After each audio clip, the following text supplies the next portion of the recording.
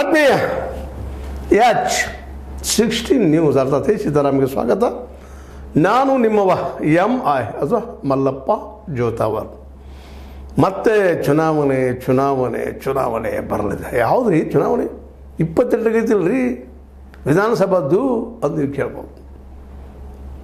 ಮುಂದೆ ಲೋಕಸಭಾದ್ದು ಇನ್ನೂ ದೂರದಲ್ರಿ ಅಂತ ಹೇಳ್ಬೋದು. ಅದಲ್ರಿ ಈಗ ಬರ್ತಾ ಇರೋ ಚುನಾವಣೆ ಗ್ರಾಮ ಪಂಚಾಯತಿಗಳು, ಈಗ ಬರ್ತಾ ಇರೋ ಚುನಾವಣೆ ಜಿಲ್ಲಾ ಪಂಚಾಯತಿ ಮತ್ತು ತಾಲೂಕು ಪಂಚಾಯತಿಗಳದ್ದು. ಅದು ವರ್ಷದ ಆರಂಭದಲ್ಲಿ ಜನವರಿಲೇ ಆಗ್ಬೋದು, ಡಿಸೆಂಬರ್ ಎಂಡಿಗೂ ಆಗ್ಬೋದು. ಆದರೂ ಮೊದಲು ಗ್ರಾಮ ಪಂಚಾಯತಿ ಅಂತ ಹೇಳ್ತಾ ಇದ್ದಾರೆ. ಮತ್ತು ಇದ್ರಿ ಯಾವ ಬರ್ತೈತಿ ಈಗ DCC ಬ್ಯಾಂಕಿಂದ ಮುಗಿತೈತ್ರಿ. ಅದನ್ನು ಒಳ್ಳೆ ದಿವಸದಾಗ DCC 19ಕ್ಕೆ ಯಾರು ಗೆಲ್ತಾರೋ ಹೀರೋ ಅವ್ರಿಗೆ ಜಿಲ್ಲಾ ಅದು ನೋಡೋಣ್ರಿ ಯಾರು ಗೆಲ್ತಾರೆ ಯಾರಿಲ್ಲ. ಬಣ ಬಡದಾಟ ಜೋರದ ಆಗಲಿ ಅವ್ರು ಮಾಡಿರೋ ಕೆಲಸ. ಈಗ ನಾವು ಮಾಡಬೇಕಾಗಿದ್ದು ಗ್ರಾಮ ಪಂಚಾಯತಿ ಮತ್ತು ಜಿಲ್ಲಾ ಮತ್ತು ತಾಲೂಕು ಪಂಚಾಯತಿಗಳ ಚರ್ಚೆ. ಇನ್ನು ಎಲ್ಲದ್ರಿ ಜನವರಿಗೆ ಅದು ಹೀಗಾಗಿ ಚರ್ಚೆ ಅಂತ ನೀವು ಕೇಳ್ತೀರಿ.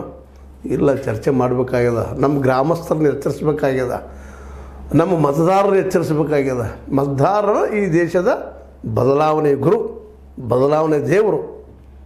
ಮತದಾರ ಎಚ್ಚರಗೊಳಿಸಿ ಅವರಿಂದ ಯೋಗ್ಯರನ್ನು ಹಚ್ಚಬೇಕಾಗಿದ್ರಿ.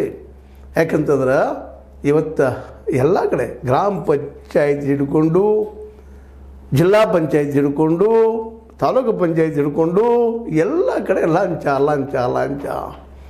ಮತ್ತು ಎಲ್ಲ ಲಂಚದಾಗ ಹೋತಂದ್ರೆ ನಾವು ಯಾವಾಗ ಉದ್ಧಾರ ಆಗೋದು? ನಮ್ಮ ಗ್ರಾಮಗಳಾಯಿತು ಉದ್ಧಾರ ಆಗಿಲ್ಲ ಅಂತಲ್ಲ. ರೋಡ್ ಮಾಡಿದ್ರೆ ಉದ್ಧಾರ ಅಂತಲ್ಲ, ಹೌದು ಆಗಿದಾವ ಇಲ್ಲ ಅಂತಲ್ಲ. ಆದರೆ ಎಷ್ಟು ಆಗಬೇಕಾಯ್ತು ಆ ಪ್ರಮಾಣದಲ್ಲಿ ಆಗಿಲ್ಲ. ಇದು ಕಾರಣದಲ್ಲಿ ಭ್ರಷ್ಟಾಚಾರ.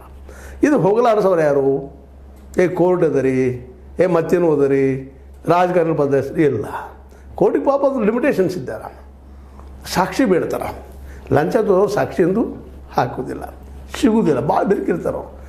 ನಾವು ಚಾಪಿ ಬಿಡ್ಯಾಕೆ ಹೋದ್ರೆ ಅವ್ರು ರಂಗೋಲಿ ಬಿಡ್ಯಾಕೆ ಹೋಗ್ತಾರ, ಅಷ್ಟು ಬೆರಕಿರ್ತಾರೆ. ಅದಕ್ಕೆ ಅದು ಮಾಡೋರು ಯಾರಪ್ಪ ಅಂತಂದ್ರೆ ಮತದಾರ ಯೋಗ್ಯರನ್ನ ಆರಿಸುವಂಥದ್ದು. ಅದು ಮೂಲತಃ ಗಾಂಧೀಜಿಯವ್ರು ಕನಸು ಗ್ರಾಮ ರಾಜ್ಯ. ಅದು ಶುದ್ಧ ಆಯ್ತಂದ್ರೆ ಈ ದೇಶ ಶುದ್ಧ ಅದಂಗ್ರಿ, ಈ ದೇಶ ಬಲಿಷ್ಠ ಆದಂಗೆ.